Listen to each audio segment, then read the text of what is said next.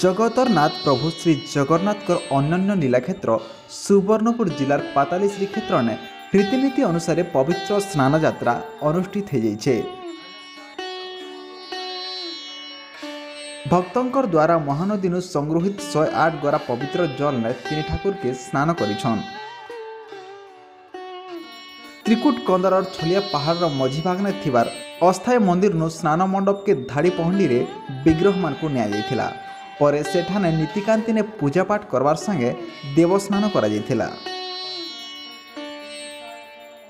महाप्रभुंकर ई स्नान यात्रा देखबार लगी कहीं केते दूर भक्त श्रद्धालु माने धाई आसीथिले।